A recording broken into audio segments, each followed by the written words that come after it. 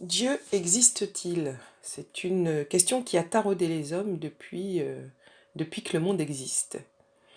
Deuxième question, Dieu, qui est-il? Eh bien, nous allons découvrir dans la Bible que la question de l'existence de Dieu ne se pose pas. Tout simplement parce que c'est un fait. Par contre, Dieu, qui est-il? Là, il y a énormément de réponses qui vont nous faire comprendre la complexité de Dieu. Alors, je vous propose de faire ce voyage en d'abord posant le fait que dans la Bible, l'existence de Dieu est un fait. Et pour cela, nous allons prendre quelques textes qui vont nous prouver cela. Le premier texte que je vous propose de prendre, c'est dans Psaume 92, le verset 2. Il est beau de louer l'Éternel et de célébrer ton nom, ô Très-Haut, d'annoncer le matin ta bonté et ta fidélité pendant les nuits, sur l'instrument à 10 cordes et sur le luth au son de la harpe. Dans ce texte, la création de Dieu fait l'émerveillement du croyant. À aucun moment, le croyant ne remet en doute que tout cela vient de l'Éternel Dieu. Dans Romains 1, les versets 20 à 22, nous découvrons le texte suivant. En effet, les perfections invisibles de Dieu, sa puissance éternelle et sa divinité se voient comme à l'œil depuis la création du monde quand on les considère dans ses ouvrages. Ils sont donc inexcusables. Je fais une parenthèse, le « ils », c'est ceux qui ne reconnaissent pas Dieu. Ils sont donc inexcusables puisque, ayant connu Dieu, ils ne l'ont point glorifié comme Dieu, ils ne lui ont point rendu grâce, mais ils se sont égarés dans leurs pensées, et leur cœur sans intelligence a été plongé dans les ténèbres. Se vantant d'être sages, ils sont devenus fous.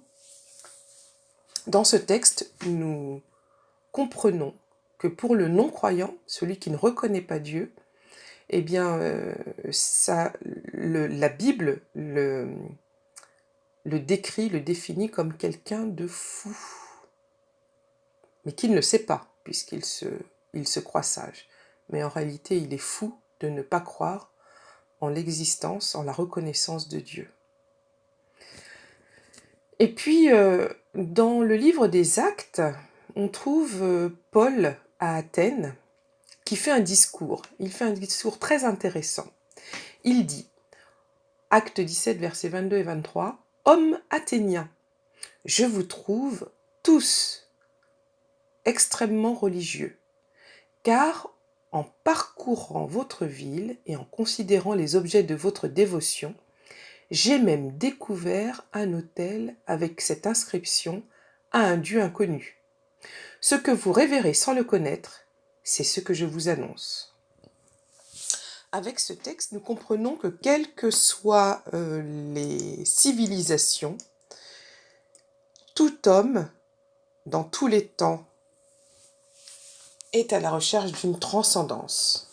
Alors cette recherche prend la forme du polythéisme, comme chez les Grecs, mais il peut prendre la forme d'autres religions ou d'autres mouvements philosophiques. Mais en tout cas, l'homme a vraiment besoin de réfléchir à quelque chose ou à quelqu'un qui est plus grand que lui. C'est ce qu'on appelle la transcendance. Prenons Genèse 1, verset 1. Le premier texte de la Bible. Au commencement, Dieu créa les cieux et la terre. Dans ce texte, on comprend que l'existence de Dieu est un fait.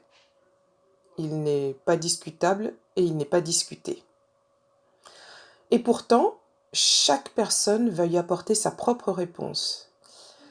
Dans Hébreux 11, verset 6, on comprend que la foi ou la croyance en Dieu est une réponse personnelle à l'évidence de l'existence de Dieu.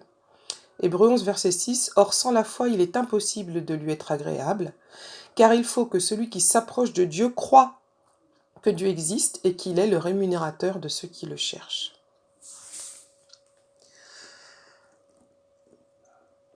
Le deuxième point que je voulais voir avec vous, c'est comment alors, si Dieu existe, si c'est une évidence, comment nommer Dieu? Comment lui donner un nom? Eh bien, nous avons plusieurs identités et facettes. Par exemple, nous avons l'état civil, notre aspect physique, notre condition sociale, professionnelle, psychologique, familiale. Donc nous-mêmes, nous avons plusieurs facettes, nous avons plusieurs identités, et il en est de même pour Dieu, mais à une échelle beaucoup plus large. Et finalement, chaque nom de Dieu dans la Bible révèle un aspect de sa personnalité. Alors, le tétragramme qu'on prononce Yahvé, c'est le nom le plus employé dans l'Ancien Testament. Il est employé 6499 fois, et il est traduit en français par l'Éternel. Ensuite, nous avons le mot Adonai, qui signifie mon Seigneur et mon Maître, qui est présent 5838 fois. Et nous avons également Elohim, qui est l'une des plus anciennes appellations de Dieu, qui signifie être fort, puissant. Il convient particulièrement au créateur de Genèse au chapitre 1, et il est, comme je le disais, employé 2312 fois dans l'Ancien Testament. Et puis nous avons d'autres mots, comme El Shaddai, Dieu Tout-Puissant, dans Genèse 17, verset 1. El Elyon, qui veut dire Dieu très haut, Genèse 14, verset 18. El Olam, Dieu d'éternité, Genèse 21, verset 33. El Gana, Dieu jaloux, Exode 20, verset 5. El Haï, Dieu vivant, Josué 3, verset 10. Yahvé Jiré, l'Éternel pourvoira, Genèse 22, 13 à 14. Yahvé Rapha, l'Éternel qui te guérit, Exode 15, verset 26. Yahvé Nissi, Éternel ma bannière, Exode 17, verset 15. Yahvé Ra'a, l'Éternel est mon berger, Psaume 23, verset 1. Yahvé Shalom, l'Éternel de paix, Juge 6, verset 24. Yahvé Tsideknu, l'Éternel notre justice, Jérémie 23, verset 6. Yahvé Elohim, bien sûr, l'Éternel Dieu, Genèse 2. Nous avons aussi le mot Père, qui présente Dieu comme un Dieu intime, celui de la relation personnelle. Exode 4, verset 22. Alors, une fois qu'on a fait le tour un petit peu je ne les ai pas tous cités, mais des noms de Dieu, comment parler de Dieu, étant donné ses nombreuses facettes? Eh bien, j'ai envie de me poser la question, comment une fourmi peut-elle décrire un être humain? Qu'est-ce qu'une fourmi peut voir d'un être humain? Et de la même manière, comment un être humain peut-il décrire et définir un Dieu qui est si grand, qui est si au-dessus de nous? Eh bien, pour ce faire, Dieu se révèle à l'être humain de la manière dont l'être humain peut le comprendre et est capable de l'appréhender. Par exemple, le nom a une valeur. Chaque nom révèle un aspect d'identité de Dieu. Mais vous n'avez pas un nom qui va résumer tout ce qu'est Dieu, parce que c'est tout simplement impossible pour l'homme. Lorsque le psalmiste dans Psaume 7, verset 17 dit « Je louerai l'Éternel à cause de sa justice, je chanterai le nom de l'Éternel du Très-Haut », ou alors dans Psaume 8, verset 1 « Que ton nom est magnifique sur toute la terre, ta majesté s'élève jusqu'aux cieux », ou dans Psaume 9, verset 2 « Je chanterai ton nom, Dieu Très-Haut », eh bien, le psalmiste dit qu'il loue, qu'il chante, qu'il considère que le nom ou le caractère, l'être de Dieu est magnifique et digne de louange. Mais en aucun cas, il ne peut décrire, faire le tour de tout ce qui est Dieu, parce que c'est tout simplement impossible. Alors nous sommes tout simplement invités à parler de Dieu à notre niveau, ce que nous en connaissons et ce que le Seigneur nous révèle de lui-même, sachant que cette révélation va se développer dans le temps au fur et à mesure qu'on apprend à le connaître. Il y a une autre question qui taraude également les croyants, cette fois-ci, de tout temps. Alors, Dieu, il est tout seul? Ils sont deux ou ils sont trois? La Bible répond, là encore. Dans Deutéronome 6, verset 4, « Écoute, Israël, l'Éternel notre Dieu est le seul Éternel. » Dans ce texte, les choses sont claires, il n'y a qu'un seul Dieu. Et puis quand on arrive dans le Nouveau Testament, Matthieu 28, verset 19, nous découvrons le texte suivant. Allez, et c'est Jésus qui parle, faites de toutes les nations des disciples, baptisez-les au nom du Père, du Fils et du Saint-Esprit. Alors là, on découvre que le baptême doit se faire au nom de 3 formes ou 3 personnes, le Père, le Fils et le Saint-Esprit. Alors, que penser de ces 2 textes? Y a-t-il un Dieu? Y a-t-il 3 dieux? Et Éphésiens chapitre 4, versets 4 à 6, nous rapporte le texte suivant. Il y a un seul corps et un seul esprit. Et plus tard, il y a un seul Seigneur, une seule foi. Et au verset 6, un seul Dieu et Père de tous. Alors finalement, avec ce texte de Éphésiens, on comprend que les 2 sont vrais. C'est qu'il y a à la fois un seul Dieu et 3 formes de Dieu. Un seul Dieu qui a 3 fonctions.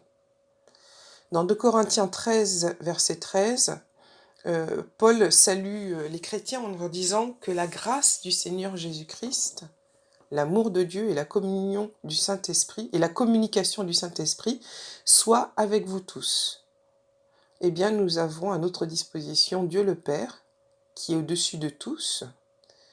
On a également Dieu le Fils, qui est Dieu avec nous. Et nous avons également Dieu le Saint-Esprit, qui est Dieu en nous. Ce sont un seul Dieu, je dis bien ce sont un seul Dieu, mais qui prennent 3 formes différentes.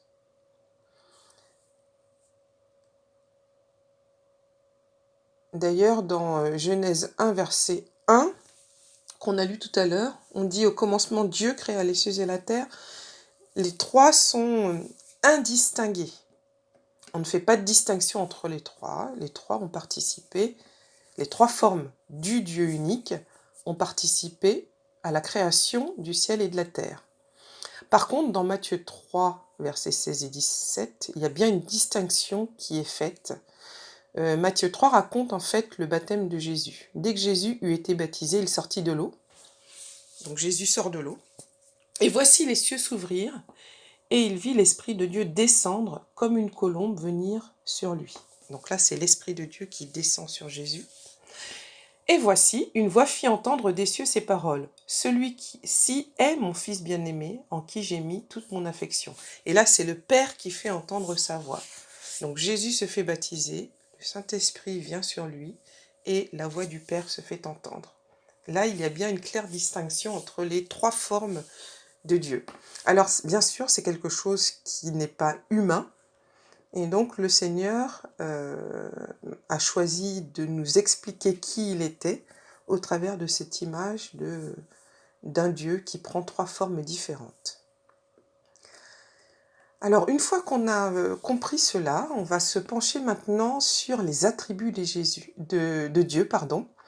Les attributs de Dieu qui sont les mêmes que les attributs de Jésus et du Saint-Esprit, qui sont nombreux. Donc j'ai dû faire une sélection. Et à chaque fois, je vous mettrai un exemple de texte qui en parle. Alors tout simplement, Dieu est amour. 1 Jean 4, verset 8, celui qui n'aime pas n'a pas connu Dieu, car Dieu est amour. Dieu est saint. Jean 17, verset 11, Père saint, garde en ton nom ce que tu m'as confié, afin qu'il soit un comme nous. Dieu est miséricordieux et juste. Psaume 33, verset 4 à 5. Car la parole de l'Éternel est droite, et toutes ses œuvres s'accomplissent avec fidélité. Il aime la justice et la droiture, et la bonté de l'Éternel remplit la terre. Toujours sur la justice de Dieu, du Dieu juste, vous avez renié le saint et le juste, et vous avez demandé qu'on vous accordât la grâce d'un meurtrier, en parlant de Jésus. Dieu est parfait, Matthieu 5, verset 48. Soyez donc parfaits, comme votre Père céleste est parfait. Dieu est pur, 1 Jean 3, verset 3. Quiconque a cette espérance en lui se purifie, comme lui-même, c'est-à-dire Dieu, est pur. Dieu est fidèle. 1 Corinthiens 1, verset 9. Dieu est fidèle, lui qui vous a appelé à la communion de son Fils Jésus-Christ, notre Seigneur. Dieu est bon. Nahum 1, verset 7. L'Éternel est bon. Il est un refuge au jour de la détresse. Il connaît ceux qui se confient en lui. Dieu est véritable. Jean 3, verset 33. Celui qui a reçu son témoignage a certifié que Dieu est vrai. Dieu est lumière. Jean 8, verset 12. Jésus leur parla de nouveau et dit « Je suis la lumière du monde. Celui qui me suit ne marchera pas dans les ténèbres, mais il aura la lumière de la vie. » Dieu est spirituel. 1 Corinthiens 10, versets 1 à 4. Frères, je ne veux pas que vous ignoriez que nos pères ont tous été sous la nuée.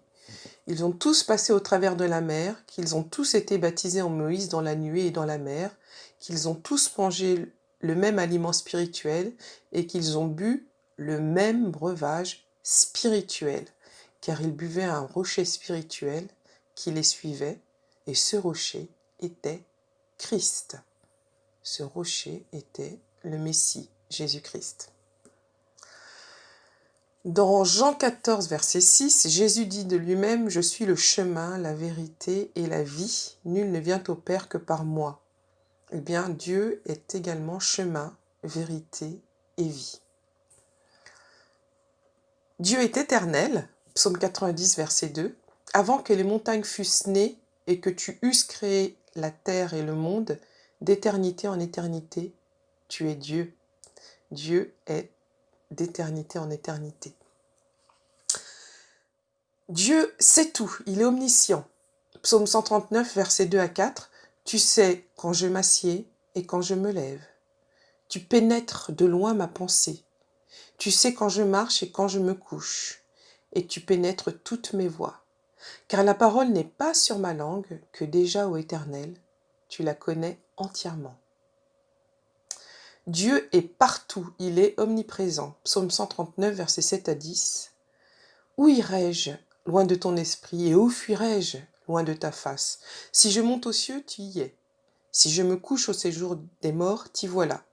Si je prends les ailes de l'aurore et que j'aille habiter à l'extrémité de la mer, là aussi ta main me conduira et ta droite me saisira. Dieu est également tout-puissant, omnipotent. Apocalypse 1, verset 8, « Je suis l'alpha et l'oméga, dit le Seigneur Dieu, celui qui est, qui était et qui vient, le Tout-Puissant. » Dieu est également le Créateur. Rappelez-vous du texte qu'on a lu tout à l'heure, Genèse 1, verset 1. « Au commencement, Dieu créa les cieux et la terre. » Il est également Rédempteur et Sauveur. Exode 20, verset 2. « Je suis l'Éternel ton Dieu qui t'ai retiré du pays d'Égypte, de la maison de servitude. » Je suis l'Éternel ton Dieu qui t'ai fait sortir du pays d'Égypte, de la maison de servitude. 1 Corinthiens 5, verset 19. Car Dieu était en Christ, réconciliant le monde avec lui-même, en n'imputant point aux hommes leurs offenses. Et il a mis en nous la parole de la réconciliation. Alors ça, ce sont toutes les fonctions, toutes les caractéristiques, tous les attributs de Dieu que nous pouvons trouver dans la Bible. Bien sûr, il y en a d'autres, j'ai fait une sélection. Mais pensez encore que Dieu est le Dieu de l'univers. Il ne s'occupe pas uniquement de notre monde, il s'occupe des autres mondes et de l'univers entier. Ce qui donne une pâle idée de la puissance et de la grandeur de Dieu. Et maintenant, si je devais vous laisser avec une question, j'aimerais que vous réfléchissiez à la question suivante. Qu'est-ce que cela change pour vous au quotidien de savoir tout simplement que Dieu existe ?